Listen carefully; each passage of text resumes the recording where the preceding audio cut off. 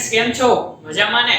Yes બેટા, આપણે ધોરણ 9 ની અંદર પાંચમું ચેપ્ટર કરી રહ્યા છીએ, સજીવનો પાયાનો એકમ એટલે કે કોષ. હવે કોષ વિદ્યાનો અભ્યાસની અંદર ગયા લેક્ચરમાં આપણે ઘણા બધા વૈજ્ઞાનિકોનો અભ્યાસ કરી ગયા અને અંતે એક કોષીય સજીવ અને બહુકોષીય સજીવ જે આપણે અભ્યાસ કરેલો, એક કોષ ધરાવતા બધા સજીવો એટલે કે એક કોષી, એક કરતા વધારે કોષ ધરાવતા સજીવો એટલે કે બહુકોષીય. એના ઉદાહરણ તમને બધાને યાદ જ છે. યસ. અને અંતે આપણે જોયું હતું, એક હતું વિભાજન, એક હતું વિભેદન. એક કોષમાંથી બે કોષ એટલે આપણે શું કહીએ તેને? વિભાજન. અને એ કોષોનું કાર્ય મુજબ ગોઠવણી થાય તેને આપણે કહીએ વિભેદન. રેડી? આ વસ્તુ એક મગજમાં ફિટ કરી લેજો, ગમે એમ કરીને બેસાડી દેજો. આપણે હવે બેટા આજે સમજવાના છીએ કે વિવિધ આકારના કોષોની ઓળખ. આપણે જાણીએ છીએ કે મનુષ્ય દેહની વાત કરીએ તો મનુષ્ય દેહની અંદર અલગ અલગ અંગો આવેલા છે કે જે અલગ અલગ કાર્યો સાથે જોડાયેલા છે. તો એ કાર્ય કરવા માટે તેઓના કોષો પણ એવી રીતે પોતાની ઘટનાક્રમ ગોઠવતા હોય છે.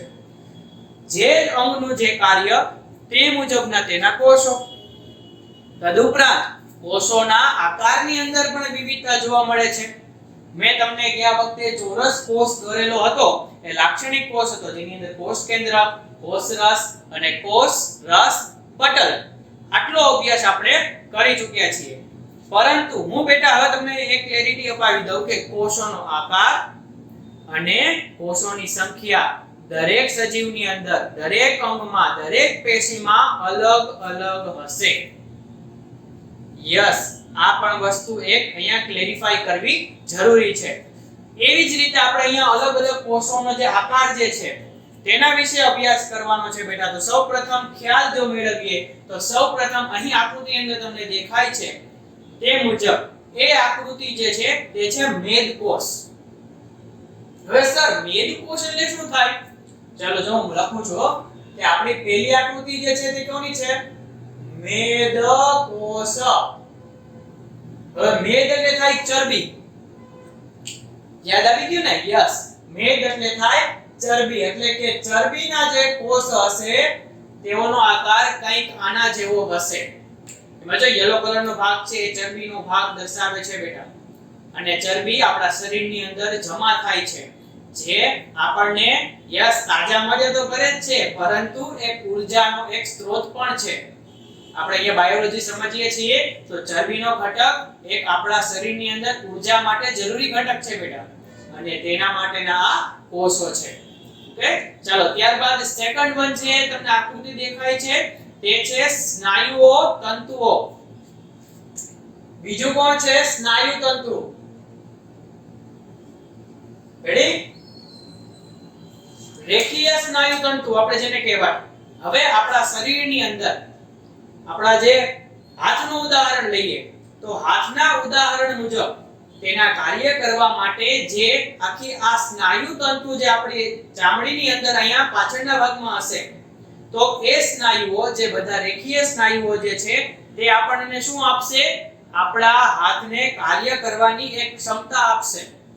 તેઓની અંદર આવા જે સ્નાયુઓ હશે તે એક ઊર્જાનો સંગ્રહ પણ કરતા હશે અને જરૂર પડે ત્યારે તેને ઊર્જા વાપરતા પણ હોય. આપણી ઈચ્છા મુજબ આપણા હાથ અને પગનું મૂવમેન્ટ જે થતું હોય તેનું પણ નિયંત્રણ આ તંતુઓ દ્વારા થતું હોય બેટા. રેડી? સમજાણું? એટલે તમે અત્યારે જે આકારની અને અલગ અલગ પ્રકારના જે કોષોની માહિતી મેળવો છો એ તમને એક ક્લેરિફાઈ આવે છે કે ઘણા બધા પ્રકારના કોષો અલગ અલગ આકારના હોય છે. ચલો ત્યારબાદ જે આપણને પાછી આકૃતિ આપેલી છે એ છે ચેતાકોષ. ત્રીજી આકૃતિ છે ચેતાકોષ. જે મુજબ ચેતાકોષ જે છે એક પ્રકારનો કોષ જ છે, પરંતુ તેનો આકાર જો યસ લંબાયેલો અને નળાકાર જેવો લાગી રહ્યો છે. ચેતાકોષ મગજના કોષ છે, તે સિગ્નલને ટ્રાન્સફર કરે છે એટલે કે તમે આગળ હમણાં હું તમને સમજાવીશ કે ઉર્મી વેગ જે શબ્દ આવશે ત્યારે કે ઉર્મી વેગનું વહન કરવા માટે ચેતાકોષ જોઈએ. આપણને કોઈ કીડી જે ટચકો ભરે છે તો એ આપણને સિગ્નલ મારા હાથમાંથી જઈને કરોડરજ્જુમાં ત્યાંથી મગજમાં અને પછી મારો મગજ સામે એને સિગ્નલ આપે છે કે ભાઈ તું હાથ લઈ લે, તો એ સિગ્નલ પાછો કરોડરજ્જુમાં ત્યાંથી મારા હાથમાં અને પછી મારો હાથ લેવાય છે. તો આ આખી સિગ્નલની જે માહિતી જે છે તે ચેતાકોષ દ્વારા પ્રેરિત. Are you getting me? Yes. એટલે ચેતાકોષ છે બેટા જો એ આવો આકાર હશે. રેડી? ચાલો હવે ત્યારબાદ આવે છે આપણા રક્તકણોની વાત કરેલી છે બેટા. ચોથું કોણ છે? રક્તકણ, જેને આપણે લોહીના કણ પણ કહીએ છીએ અને તમે ઘણીવાર સાંભળ્યું હોય તેને RBC પણ કહેવાય છે, એટલે કે રેડ બ્લડ સેલ અથવા રેડ બ્લડ કોર્પસ્કલ્સ. રેડી? જો કેવા ચપટા આકારના છે. યસ, આ બધા રક્તતંતુઓ છે, સોરી રક્તકણો છે બેટા. રેડી? લોહીના કણો આપણા રુધિરની અંદર પરિવહન કરતા હોય, આપણા અગત્યના જે ઓક્સિજન વાયુ છે તેને આપણા કોષો સુધી પહોંચાડવા માટે રક્તકણો અગત્યનો ભાગ ભજવે છે અને આપણા શરીર દ્વારા ઉત્પન્ન થયેલ કાર્બન ડાયોક્સાઇડ વાયુ તેને શરીરની બહાર મોકલવા માટે પણ રક્તકણો અગત્યતા ધરાવે છે. ઓકે ને? અને તેઓ ફરતા જ હોય આખા શરીરમાં, ગમે ત્યાં ફરતા હોય, જ્યાં ખૂણા ખાંચકોનો અંગ હોય ને રક્ત પણ પહોંચી ગયું. ઓકે, આ બહુ અગત્યના કોષ છે બેટા. ચાલો હવે જે રક્તકણ જે છે એ આપણે જોઈ ગયા. રેડી? રુધિરના કોષો અહીંયા લખેલું છે. રેડી? તો હવે ત્યારબાદ જે આવે છે એ શુક્રકોષ આવે છે. રેડી? ત્યારબાદની આકૃતિ કોણ છે? શુક્રકોષ. શુક્રકોષ માત્ર પુરુષની અંદર જોવા મળે છે બેટા. શુક્રકોષ એ ફલનની પ્રક્રિયા દરમિયાન અંડકોષને ફલિત કરે છે, જેના આ પ્રજનનની ક્રિયાની અંદર શુક્રકોષો અંડકોષોને ફલિત કરે છે અને જેનાથી એક નવી સંતતિ શું થાય છે? રચાય છે બેટા. તો શુક્રકોષોનો આકાર પણ તમે જોઈ શકો છો. ચાલો હવે જે શુક્રકોષ જે છે એની બાદ આવે છે આપણા અસ્થિકોષો.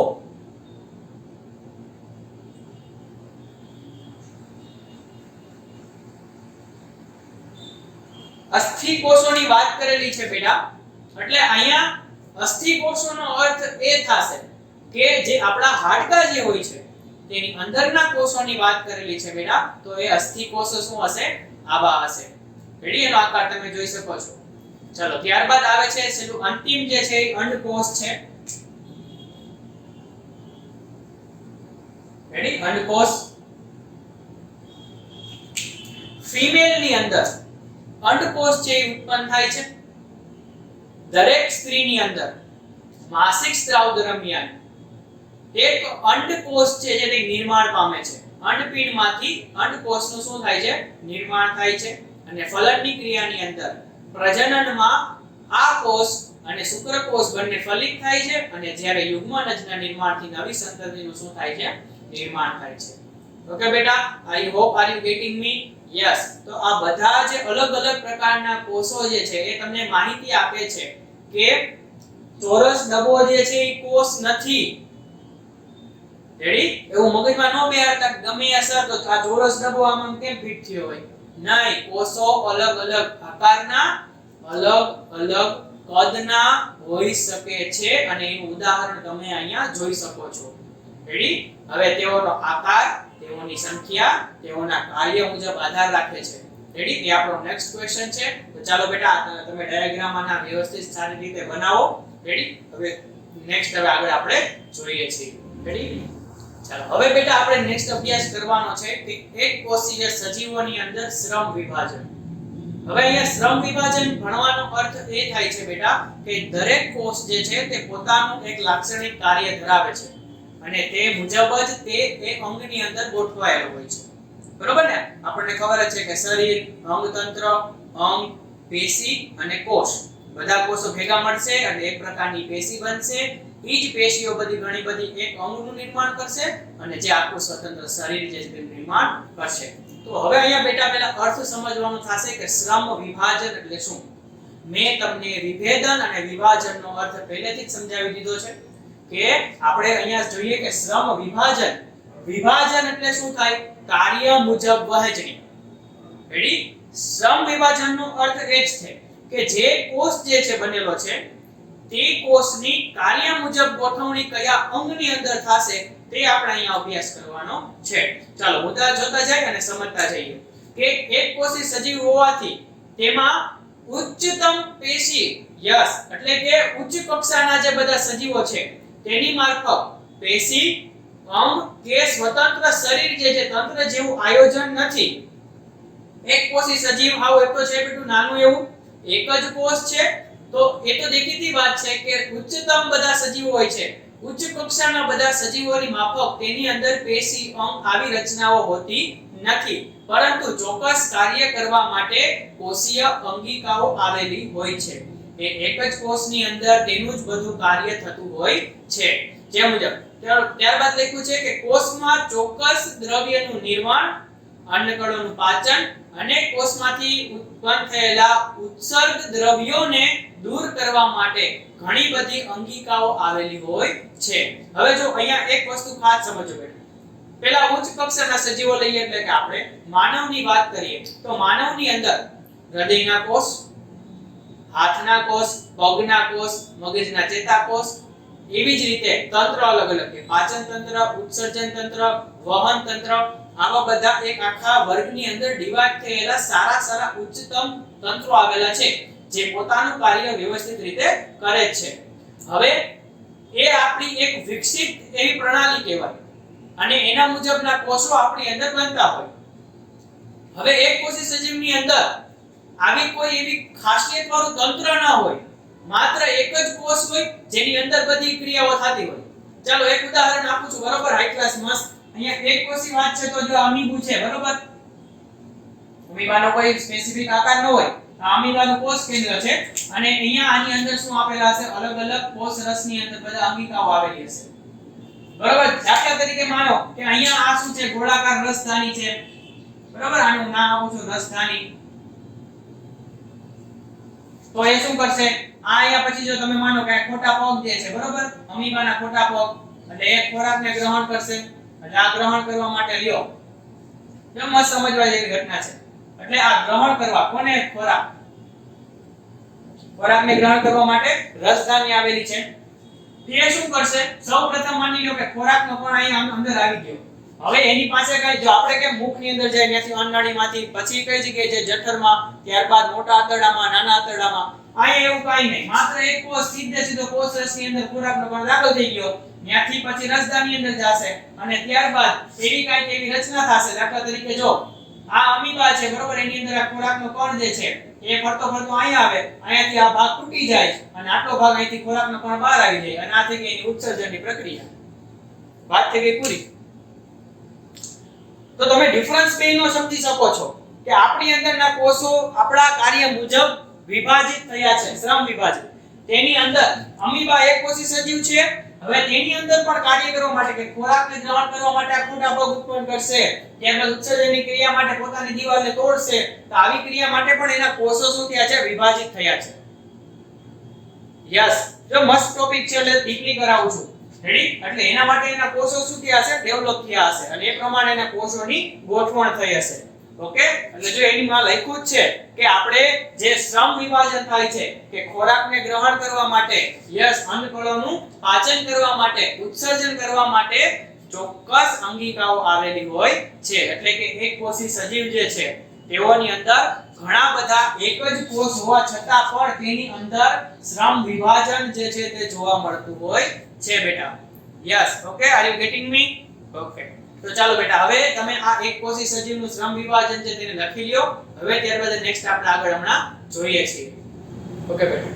તો હવે એક કોષીય સજીવની વાત આપણે કરી લીધી જેની અંદર એક જ કોષમાં પણ ઘણી બધી અંગિકાઓ આવેલી હતી જે એની દૈહિક ક્રિયાઓની અંદર ભાગ ભજવતી હતી. તેનું સંપૂર્ણ કાર્ય તેની અંદર થઈ જતું હતું. હવે વાત કરવાની છે બહુકોષીય સજીવોની. બહુકોષીય સજીવ એટલે એક કરતા વધારે કોષ. હવે એ ઘણા બધા હોઈ શકે, ગણાય નહીં, ગણાય નહીં, એના જેવું છે. બહુકોષીય સજીવોની અંદર શ્રમ વિભાજન જે છે આપણો નેક્સ્ટ ટોપિક જે છે તેની અંદર શું લખ્યું છે બેટા ચાલો હું વાંચું છું કે બહુકોષીય સજીવોમાં કાર્ય માટે શ્રમ વિભાજન થયેલું હોય છે. મેં તમને કીધું એ પ્રમાણે દરેક અંગ પોતાના કાર્ય મુજબ પોતાના કોષો હશે. રેડી? તેની અંદર આપણે આપણી વાત કરવાની છે હવે કોની? મનુષ્યની. ચાલો જોઈએ. દાખલા તરીકે મનુષ્ય શરીરના જુદા જુદા ભાગો જે છે તેઓની અંદર જુદા જુદા કાર્યો થતા હોય છે. હાથ અને પગ આપણા ઉપાંગો જે છે, પગ આપણે ચાલવાની ક્રિયા કરે છે, હાથ ખોરાક ગ્રહણ કરવાની ક્રિયા કરે છે, મુખની અંદર ખોરાકનું પાચન થાય છે, આપણો મગજ જે છે તે બધું જોવાની ને બધી દરેક ક્રિયાઓની શરીરનું નિયંત્રણ બધી ક્રિયાઓ કરે છે. પાચનની ક્રિયા માટેના અલગ અંગ છે, ઉત્સર્જનની ક્રિયા માટેના અલગ અંગો છે, રેડી? પ્રજનનની ક્રિયા કરવા માટેના અલગ અંગો છે. તો એ એક પ્રકારનું એક વર્ગીકૃત ક્ષેત્ર જે છે જેની અંદર અંગ, પેશી અને કોષો અને અંગતંત્ર આવું એક આપણું આયોજન રહેલું છે. તે મુજબ જ જો એમાં લખ્યું છે કે હૃદય રુધિર પરિવહનનું કાર્ય, જ્યારે જઠર જે છે તે ખોરાકના પાચનનું કાર્ય કરે છે. એટલે કે આવા સજીવોમાં કોષોનો આકાર પણ કેવો હોય છે? નિશ્ચિત હોય છે. હવે એ આપણે અલગ અલગ કોષોનો આકાર જોઈ ગયા કે દાખલા તરીકે તમે માનો કે જે હૃદય જે છે તો એ રુધિરના પરિવહનનું કાર્ય કરશે, તો રુધિરના દરેક જે કોષો જે હશે તેઓ એક સરખા હશે. હવે આ બે વસ્તુ સમજજો. જો અહીંયા સમજાવું છું. પહેલા તો કોઈ એક અંગના દરેક કોષ ની સમાન હશે, જ્યારે શરીરના એટલે કે અંગ તંત્રના કોષો જે છે એ અલગ અલગ હશે. રેડી ને? આ હાથના કોષો જે છે એ પોતાના રીતે અલગ પડશે. કોનાથી? શરીરના અન્ય અલગથી. રેડી? શરીરના અન્ય અંગોથી આપણા હાથના જે કોષો જે હશે અલગ પડતા હશે. રેડી? દાખલા તરીકે અમારા પંજાના જે કોષો જે છે તો આ બધા કોષો સરખા હોય. રેડી? જ્યારે આપણા પગની વાત કરીએ તો એના કોષો અલગ હશે, પાચનની ક્રિયા માટેના અલગ કોષો હશે, શ્વસનની ક્રિયા માટેના અલગ હશે. તો એક તમને ખ્યાલ આવે છે ને? યસ. તો આ બધા કોષો જે નિર્મિત થયા હશે એ પોતાના શ્રમને આધારે થયા હશે. શ્રમ એટલે કે કાર્ય, એટલે કે કાર્ય મુજબ તેનું શું હોય છે? વિભાજન. એ કોષોનું કાર્ય મુજબ વિભાજન થયું હશે બેટા. યસ. ચલો છેલ્લો મુદ્દો લખ્યો છે કે એવી જ રીતે જો જેમ કે ચેતાકોષ, રક્તકણ એ વિવિધ પ્રકારના જે કોષો જે છે તેઓ અલગ અલગ કાર્ય કરે છે. આમ એક કોષીય સજીવની અંદર અંગિકા સ્તરે, જ્યારે બહુકોષીય સજીવોની અંદર પેશી, અંગ કે અંગ તંત્ર સ્વરૂપે શ્રમ વિભાજન થયેલું જોવા મળે છે. એટલે કે એક કોષીય કોષ હતો તેની અંદર એક જ કોષમાં તેની બધી ક્રિયાઓ થતી હતી, જ્યારે બહુકોષીય સજીવની વાત કરવાની છે એટલે કે તેની અંદર એક કરતા ઘણા વધારે કોષો જોવા મળે છે. એ કોષો જોવા મળે છે એનું કારણ છે તેનું શ્રમ વિભાજન થયેલું હોય છે બેટા. Okay, are you getting me? Yes. તો સમજાણું ને આખો બેનો ફેર? ચાલો લખી લ્યો, ત્યારબાદ નેક્સ્ટ આગળ આપણે હવે જોઈએ છીએ. ઓકે બેટા. તો હવે આપણે એક નાનું એવું એક કારણ સમજવાનું છે કે કોષને સજીવનો બંધારણીય તેમજ ક્રિયાત્મક એકમ કહે છે. તો એ બેટા આપણા પાઠનું ટાઇટલ જે કોષ જે છે તેની વ્યાખ્યા સાથે જ સંબંધિત છે કે કારણ કે કોષને સજીવનો ક્રિયાત્મક અને બંધારણીય એકમ કહેવાય છે. ક્રિયાત્મકનો અર્થ એમ થાય કે બેટા કાર્ય કરવા માટેની ક્ષમતા, અને બંધારણીય એકમ એટલે કે જે એક બંધારણ આપે છે. આપણા શરીરના કોષોની વાત કરીએ તો દરેક કોષો બધા ભેગા મળીને આપણા શરીરને એક બંધારણ પૂરું પાડે છે, પણ તેની અંદર પાયાની અંદર તો શું હશે? કોષ. એટલે માટે તેને આપણે બંધારણીય એકમ અને ક્રિયાત્મક એકમ કહીએ છીએ. તો મેં લખ્યું છે કે દરેક સજીવમાં પાયાનો ઘટક શું હશે? કોષ હશે. એ આપણને ખબર જ છે. દરેક સજીવની વાત કરેલી છે બેટા, જે કાર્ય કરવાની શું ધરાવે છે? ક્ષમતા ધરાવે છે. દરેક કોષની અંદર પોતે કંઈક કાર્ય કરવાની ક્ષમતા હોય છે. તે જેના અંગની અંદર અલગ અલગ અંગની અંદર અલગ અલગ કોષો કાર્યરત હોય છે. એક કોષીય સજીવની હમણાં આપણે વાત કરેલી કે જેની અંદર અંગિકા સ્વરૂપે હોય છે, કાર્ય થતું હોય છે. અને બહુકોષીય સજીવની વાત કરી તો જેની અંદર પેશી, અંગ અને અંગ તંત્ર સ્વરૂપે શું થતું હોય છે? કાર્ય થતું હોય છે. આજે આપણું જે માનવ શરીરની વાત કરીએ તો એ આપણને ખબર જ છે કે શરીર જે હશે તો શરીર, ત્યારબાદ શું આવશે? યસ, અંગ, ત્યારબાદ પેશી અને ત્યારબાદ યસ કોષ. અને એ કોષ જે હશે તો આ કોષની અંદર અલગ અલગ પ્રકારના અંગિકાઓ, જો અહીંયા બહુકોષીયની વાત છે, અલગ અલગ પ્રકારની અંગિકાઓ અને તેની સાથે કાર્ય કરવા માટે ઘણા બધા એવા અલગ અલગ ઘટકો આવેલા હશે, અને તે જ આપણા શરીરને કાર્ય કરવા માટેની ક્ષમતા પૂરી પાડે છે. તદુપરાંત કોષની અંદર પણ શું હશે? ઊર્જા જે હશે તે ઉપયોગ કરીને આપણા શરીરને કાર્યક્ષમ બનાવશે. એટલે હવે તમે વિચારો કે બધા કોષો જે ભેગા પડે છે તે પેશી બનાવે છે, બધી પેશીઓ અંગ બનાવે છે અને એક શરીરનું નિર્માણ કરે છે. એટલે તો આપણે તેને બંધારણીય ઘટક કહીએ છીએ, કારણ કે મૂળ બંધારણમાં તો શું છે? કોષ રહેલો છે. સમજાઈ ગયું? યસ. તો સાવ નાનું એવું કારણ છે, પણ તમારે એક્ચ્યુઅલ અન્ડરસ્ટેન્ડિંગ જરૂરી છે. ઓકે? આપણા શરીરની અંદર પણ એવી જ રચના છે અને બાકી અન્ય માનવથી પશુ પંખી દરેકની અંદર આવી રચના જોવા મળશે. એક કોષીય સજીવની વાત જે છે અમીબા છે, દાખલા તરીકે અમીબાની અંદર જો આ નાનું એવું અમીબુ છે તો અમીબાની અંદર પણ એવી જ રચના હોય, એની અંદર અંગિકા હોય કે દાખલા તરીકે નાની એવી અંગિકાઓ જે છે તેઓ પોતાનું કાર્ય કરીને આ કોષને શું આપતી હોય? કાર્યક્ષમતા આપતી હોય છે. ઓકે? રેડી? પણ આપણી જેમ એક વેલ ડેવલપ્ડ તંત્ર એની અંદર હોતું નથી. ઓકે? ચાલો બેટા, તો આ અંતિમ પ્રશ્ન જે હતો આજના લેક્ચરનો તેને આપણે સારી રીતે પૂર્ણ કરેલ છે. તમે આપણે અગાઉ જોયું તે મુજબ ડાયાગ્રામ બધાય બનાવજો, વ્યવસ્થિત લખાણ પૂરું કરજો. ત્યાં સુધી best of luck and thank you very much all.